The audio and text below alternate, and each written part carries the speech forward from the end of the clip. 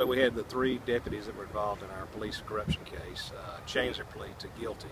They entered it under a C1C plea, which is effectively a binding plea agreement. It's binding between the government and the defendant. Now the court will have to make a decision whether or not he's willing to accept that.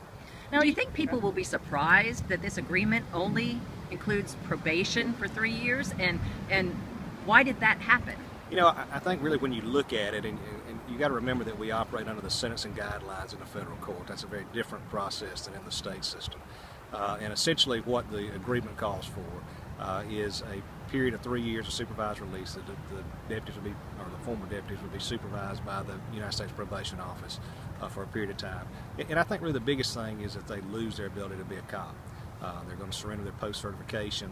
The plea that they've entered is considered by the Peace Officer Standards and Training Council to be a crime of moral turpitude.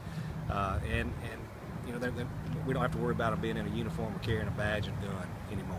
Now, do you think, as one of the attorneys alleges, that there were problems in this investigation that led to lesser charges and shorter sentences? Sure. There are always, in any case, you know, there are always hiccups and things that come down the road. You know, certainly as I made a decision on which way we were going to go with the case, I felt like it was important to make sure, looking at the investigation, looking at any evidentiary questions that may come up at trial, I weighed that against what the possibility and the benefit of making sure that these 3 defendants were not able to ever be police officers again, and also the fact that they were going to be under a period of extended supervised release. Also, in the federal system too, we don't have first offender, so this conviction is not wiped off the record. You know, some people may argue, well, they could take this, but they can get first offender somewhere else. We don't do that. So this will follow them, even though it's a charge. Misdemeanor in the federal court, while it's a misdemeanor, it does carry, in this case, would carry a longer period of probation supervised release. And what about Jermaine Hill? Is he expected to see jail time? Well, I think ultimately that'll be a decision that we'll make and may present to the court in light of what we've done today. You know, I think part of my job too as U.S. Attorney is to make sure that people get treated fairly across the board. When I make decisions about one part of the case, I consider how that may play in with other defendants. So that's a decision that'll probably come in a later day. But this, when we got into this case, and the important thing was that we knew we had the merger of the county and the city.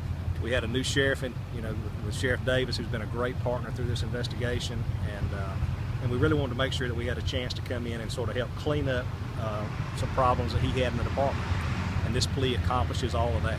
These folks are not going to be on the streets of Bibb County. They're not going to be on the streets of this state with a badge and gun and a police car.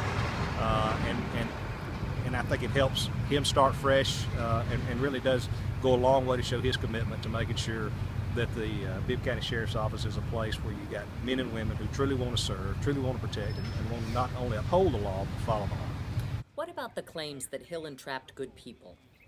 You know, when I sat in the courtroom today, I heard 3 deputies admit to criminal wrongdoing, and I take them at their word when they stood in front of the judge and said they were guilty of committing a crime. I can't agree that you've got one person who they can blame it all on.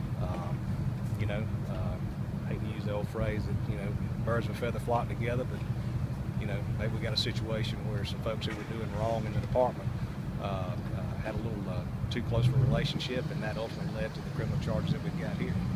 So again, I mean, I take it, whoever it was that said that, I take them at their word that his client, when he stood in front of the judge and admitted that he was guilty of the offense. To me, that says about what needs to be said.